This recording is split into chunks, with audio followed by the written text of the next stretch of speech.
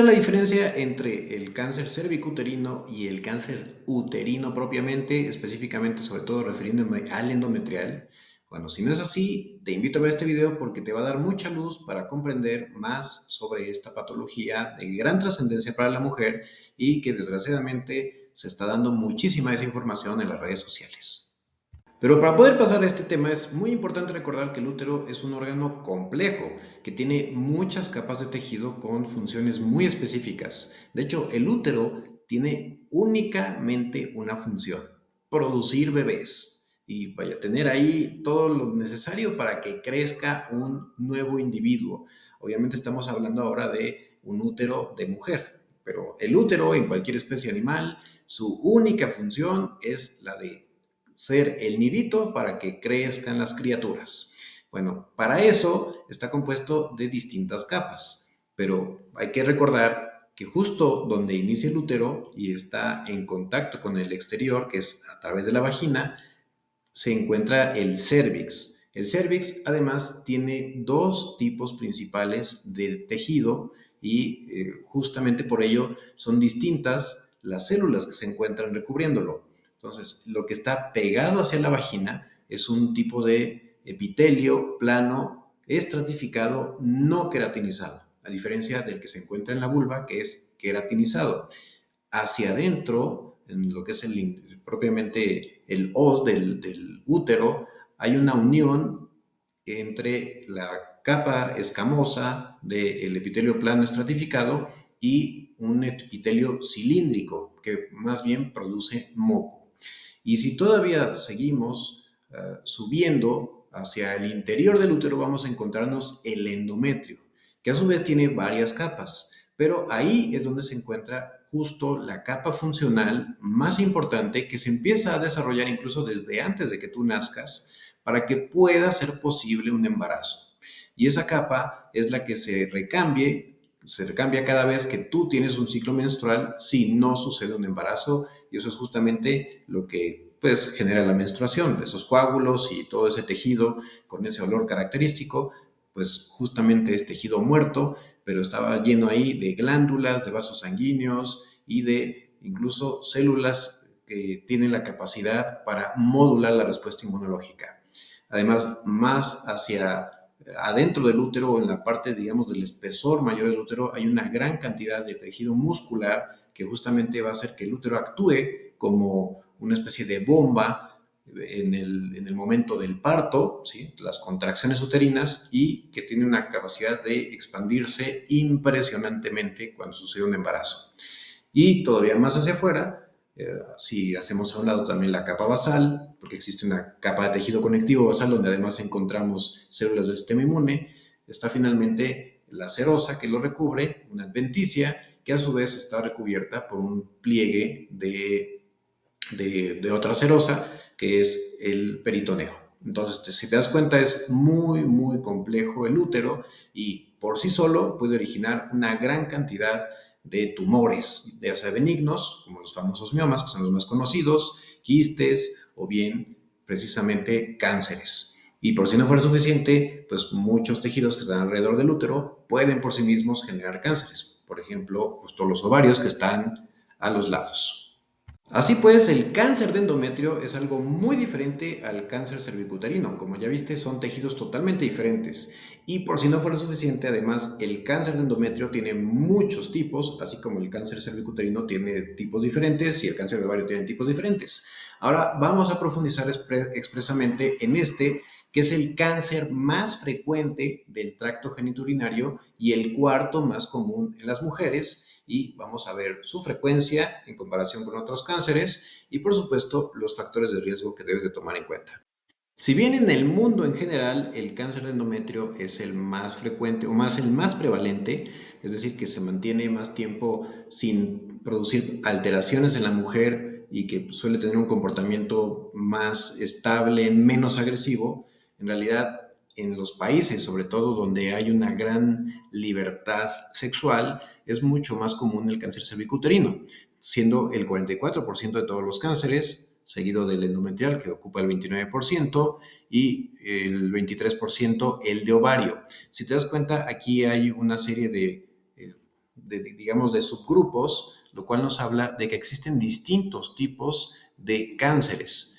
De hecho, hablando de eso, aunque son mucho menos frecuentes, también hay que tomar en cuenta que la propia vagina, que tiene otro tipo de epitelio, así como un recubrimiento fibroelástico, puede tener también cáncer. Es únicamente el 1%, es muy infrecuente, pero es cada vez más común, sobre todo precisamente porque hay conductas vaya, desordenadas en cuanto a la sexualidad, porque hay un incremento, o sigue habiendo un incremento en la incidencia y prevalencia de VIH-Sida, así como pues que ahora estamos expuestos a terapias mucho más efectivas contra el cáncer que pueden disminuir notablemente la respuesta inmunológica.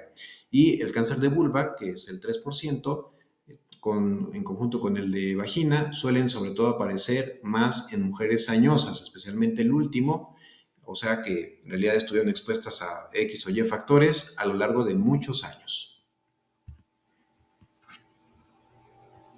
Así que, estrictamente hablando del útero como órgano, el cáncer endometrial es el más frecuente. Y como puedes ver, aquí hay una subclasificación de los tipos de cánceres que pueden aparecer en el endometrio. Estos no son todos, pero son los más comunes, siendo por mucho el más, digamos, frecuente en las mujeres, el carcinoma, 83%, y especialmente aquí estamos hablando del tipo 1, que es a su vez el más frecuente. Hay de dos tipos, el tipo 1 y el tipo 2. Voy a profundizar en el tipo 1 porque ese es el que especialmente hay muchas cosas que tú puedes prevenir para que no te suceda. Después sigue el sarcoma, que es principalmente dependiente de las células musculares, en 10%, y existen las formas muy agresivas de cáncer, bueno, carcinoma, que es el de células claras, y el seroso papilar, que aquí puedes ver sus frecuencias. Ahora sí, cuando hablamos de carcinoma endometrial tipo 1 específicamente, ¿quiénes son las mujeres que tienen más riesgo? Porque sí, esto es únicamente un cáncer que le sucede a las mujeres y no se trata de atacar a nadie, porque bueno, la biología no tiene temas ideológicos. Entonces, este cáncer que sucede únicamente en las mujeres va a tener una mayor posibilidad de aparecer en aquellas que sufren sobrepeso, donde aumenta el riesgo 2 veces, y obesidad, donde aumenta el riesgo 3 veces. ¿Y esto a qué se debe? Por una simple y sencilla razón. Hay mucho mayor exposición a los estrógenos. ¿Por qué? Debido a la actividad de aromatasa que tiene el tejido adiposo cuando está en un mayor volumen del habitual, y eso lleva a que incluso los andrógenos, que naturalmente también se producen en las mujeres, se deriven a la conversión hacia estrógenos. Entonces, la exposición continua o muy frecuente o vaya prolongada a estrógenos sin oposición, es decir, sin progestágenos, aumenta de forma muy importante esta posibilidad, y justamente esto pasa más en personas que sufren de obesidad, así como en aquellas que tienen síndrome de ovario poliquístico, aquellas que padecen diabetes mellitus, que de hecho es algo muy interesante como el incremento de los niveles de insulina y el factor de crecimiento similar a insulina en conjunto con la elevación de los estrógenos son factores que contribuyen a exponenciar esta posibilidad de desarrollar precisamente pues una anomalía en el crecimiento celular de pues este tejido, que además es de muy alto recambio, porque como precisamente platiqué anteriormente, pues es el que se está continuamente cambiando cada vez que tú tienes una menstruación. Entonces, ¿esto qué quiere decir? Que también si tú eres una mujer que tuviste tu menarca, es decir, tu primera regla muy tempranamente, antes de los 10, y en algunos otros libros lo consideran antes de los 9 años, o tu menopausia tardía, es decir, después de los 52 años, como hubo mucho mayor tiempo de exposición, hay mayor posibilidad. Y esto más aún en quienes además fueron infértiles, porque eso quiere decir que hubo más exposición a estrógenos sin un ciclo normal, vaya, porque justamente durante el ciclo reproductivo, cuando en condiciones normales sucede la ovulación, se empieza a modificar el perfil de hormonas, de tal suerte que se produce un pico de estrógenos y va incrementándose previamente ya el progestágeno, que es justo el que va a preparar el útero para el anidamiento del nuevo ser, pero esto no pasa porque los niveles altos de estrógenos alteran incluso el eje normal de la propia hipófisis, lo cual se traduce nuevamente en un círculo vicioso de más estrógenos de forma crónica sin precisamente sus, digamos, sus contenedores, que son los progestágenos, los cuales van a ayudar a modular la respuesta. Entonces, como eso no pasa, pues precisamente se acarrea mayor posibilidad. Entonces, bueno, no quiero faltar el respeto a nadie con esta imagen que puse, pero si es una mujer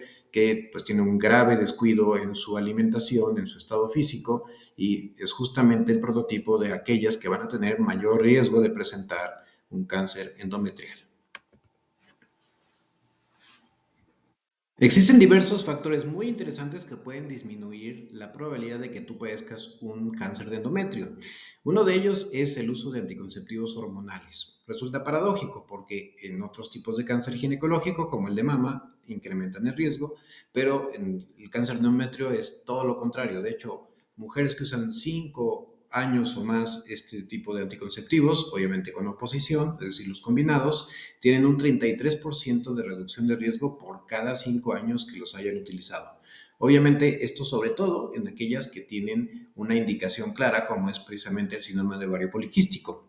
Otra cosa también muy interesante es que el que tú tengas un embarazo a una edad tardía, a diferencia de lo que sucede con el cáncer de mama, disminuye la probabilidad de un cáncer de endometrio, más o menos un 11%, y puede ser hasta el 44% en aquellas mujeres que tienen su primer embarazo después de los 40 años, comparado con aquellas que lo tienen antes de los 25. Así que en este contexto, un embarazo tardío, y más si está muy cerca de la menopausia, o sea, si poco tiempo después de embarazarte te llega tu menopausia, tiene menor probabilidad de desarrollar el cáncer de endometrio. Aquí también nuevamente vuelve a ser protector el amamantamiento, o sea, la lactancia. Disminuye 11% la probabilidad de padecerlo y, por supuesto, tal como la imagen es lo que pretende ilustrar, la actividad física disminuye importantemente la probabilidad de desarrollar este tipo de enfermedad, sobre todo si tú te mantienes en un buen perfil metabólico y evitas todo lo anterior. Nunca estará de más decir que una dieta saludable, especialmente rica en antioxidantes, es decir, muchos vegetales, incluyendo también las frutas, es una de las formas en que tú puedes combatir este problema del cáncer. Muchos cánceres, incluyendo también el cáncer de endometrio. Y algunas bebidas, sobre todo el café, el té verde, pueden también ayudar a disminuir este riesgo. Todavía no está muy claro qué tanto lo disminuyen, pero ciertamente esto se debe a que es muy difícil poder tener una precisión de tantas variables. Sin embargo, las cortes de un gran número de pacientes pues han demostrado que el tener estos buenos hábitos mejora, por supuesto, la probabilidad, primero, de disminuir el riesgo de contraer este padecimiento o de desarrollarlo más bien, porque no se contrae, dado que este no se relaciona a ninguna infección, y por supuesto también de sobrevivir al mismo si resultara. Algo muy curioso, pero debo de decirlo porque pues no me gusta ocultar absolutamente nada, es que el tabaquismo es un factor protector para el cáncer de endometrio. Pero no te emociones si eres una fumadora porque el tabaquismo, así como disminuye el cáncer de endometrio, incrementa el riesgo de 10 cánceres más. Entonces, no es muy inteligente usarlo como factor protector. Antes de despedirme, quiero pedirte que si aún no me sigues, lo hagas, que compartas este video, que lo guardes porque seguramente muchas de las estadísticas que te dije se te van a olvidar y porque de hecho tiene referencias bibliográficas, así que te podrán ser de utilidad en un futuro, especialmente si eres estudiante de medicina o enfermería o alguna otra área de la salud. Y finalmente recordarte que esta es una más de las evidencias que demuestra que los hábitos saludables definitivamente pueden cambiar de forma radical tus probabilidades en todo sentido, incluyendo el de padecer algunos cánceres o sobrevivir a ellos.